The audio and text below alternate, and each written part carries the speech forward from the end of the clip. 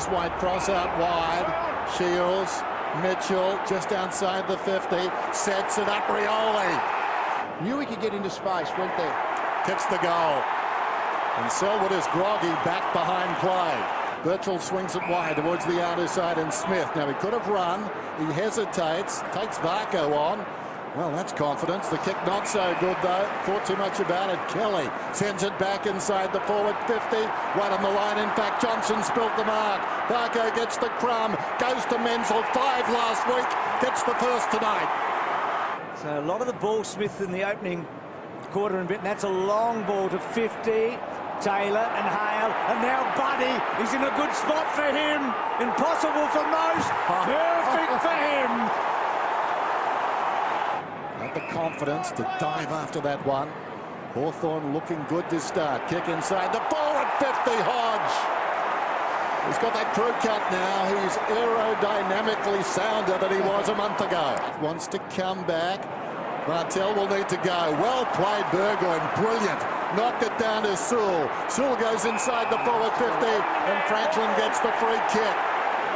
That play worked so well last week against Collingwood. You've got to give it back to the player whose free kick it is. So Franklin gets his second. Point blank range. So great start for Franklin. Great start for the Hawks. Four goals been kicked, and 2 of them have been centre corridor turnovers from going outside in.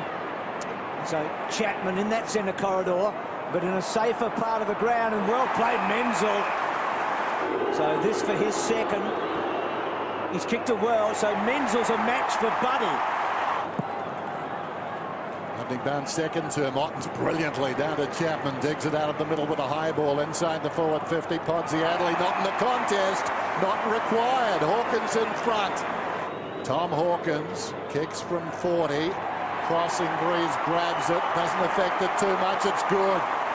Here comes one though. Hodge, as you'd expect, the skipper, grabs it, kicks to the outer side. Going back is Hunt. Hunt forward of the wing. Now 50, and he's a long kick, called against Hale. Can erase the lead. They'll take the lead right here. Kicks truly. So against the flow, against the tide. It was all Hawthorn in the opening term.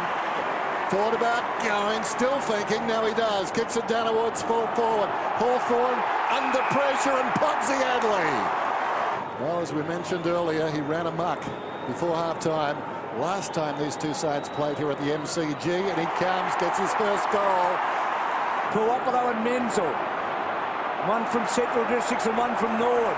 They played those two teams in that grand final last year. Not that Menzel was there, and that's a good chase. Menzel, is he okay? Been a knee or an ankle? No, that looks nasty.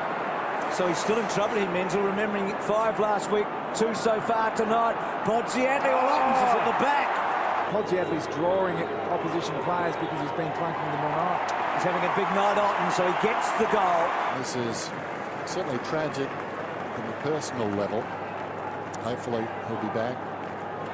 But that's the cut and thrust of the game. Well, he's had some good Septembers for the Cats, hasn't he? Varco underneath. Chapman decides to bang it in there. Bartell's a chance here. Almost. Couldn't quite. And then picks it up and kicks the goal. Oh, he's a good player. Both ruckmen fell over. So did Lewis. I think someone invaded his space. He's going to get a free kick. Let's go. Kelly behind him. Certainly was a free kick, and Lewis must take advantage here. Kick is on the way, straight through the middle. He's had a hectic second term.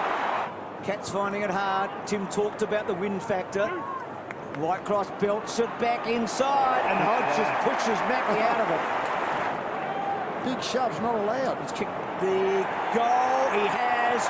He's played well in this quarter, the captain. Now wrenches it out of there, still going. Sewell in trouble, boot to ball.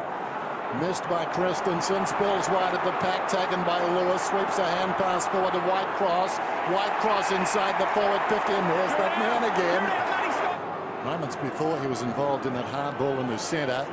He leads all players on the ground now. Game high 15 possessions, and his 15th, certainly one of his best. How about this? What Ottens can do, Hodge is showing he can do. Match is living up to the hype, and Luke Hodge puts the Hawks in front again in the third off the back of two terrific pieces of play. But Hawthorn have poked the bear, and what results in the next 10 minutes is Geelong at its very best. And the drama doesn't end there. Terrific. Kelly controls the leg. Johnson, Stokes. Still with Stokes. He's got Bartel wide. Uses him. Bartel brings the ball in. Ottens and Podsiadly, and Pods has got it.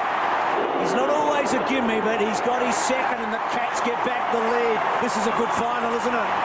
Gibson controlled it pretty well into the path of a couple of teammates, both of them a little too quiet. Well done, Hawkins. Stokes gives it to Johnson. Johnson's away. Now he lobs this one into the path of Podsiadly, and Podsiadly's path is good enough. They probably should have done even better than that. Gee, no free kick to Johnson. Cats surging here. Christensen brilliantly. Selwood just couldn't get anything on it. Hawkins, oh, he's having a night out, Tom. He's a big Tomcat tonight. The big man. He turned on a 5-cent piece. Selwood out of the middle. And speaking of turning, this game has suddenly turned. Ottens won't get to the contest. Johnson will. Johnson! Around the corner, sockers another one. How about this? 3 goals, 2 of them sockered. Osborne, who's played that combative role on Scarlett. Gee, Scarlett, that's out of a long time, Saul. Bartel on the up, brilliant. Hunt runs forward of the wing, penetrating kick. Ottens looking for a free, doesn't matter. All happens so quickly. Already the biggest lead of the night, 21. Ottens to add to that. Kicks truly. He's got his second. Here's Sewell after the football. Feeds it back. Tuopolo did nicely. He's on the wing. He kicks towards half forward. They need Franklin. They need him now. He takes the mark. 65 metres out from goal. Will go long down towards full forward. Oh, gee. It's going to be 50. Yeah, just west. Kicks the goal. The knee was. Maybe. Yeah. Taylor, the fend off could have been high. Oh, Buddy! How about that? He's got 4. He just went in there, bounced off an opponent, emerged with a footy. Wonderful. They're in a big game. If ever. Inside the forward 50. They're riding there. Oh, West! I said they were riding there like it. He rode the pack. They were all going at the footy. That was the interesting point. Wasn't there some elevation? Oh, that is an absolute ripper. Oh, one for the ages. Yep. He come down with it, give him the mark. I'm not quite sure whether he touched it first, but he come down with the footy. Is that ownership's 9/10 of the law? I'm about to find out about this young man's temperament. After a mark like that, it should be sky high, and he puts it through. Getting the ball in long and deep. After his 50, Suckling goes short to Shields. He goes wide of the mark, and the umpire spots that, calls him to play on. Franklin being asked to do it all. And there's the story. Franklin is down. He's hurt that right knee. Meantime, the ball in the pack. Franklin is trying to get to his feet. He landed very awkwardly. Watch this landing. Oh, the buckle. Wow. Oh, buddy. Oh, buddy. That's the posterior cruciate being severely stretched.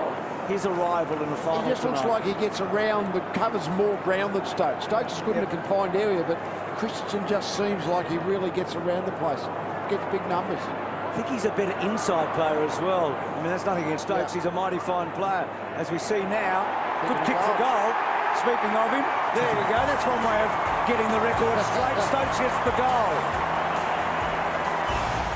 It was an intense, seesawing match for the first half. Hawks with an 11-point buffer at quarter time, and the Cats with the lead at half time. But Geelong's 4-goal, 3-minute piece of brilliance in the third term changed the mood dramatically. Hawthorn were unable to withstand Geelong's pressure, and the Cats advanced to their 5th consecutive preliminary final with a 31-point victory, 14-14-98 to 9-13-67.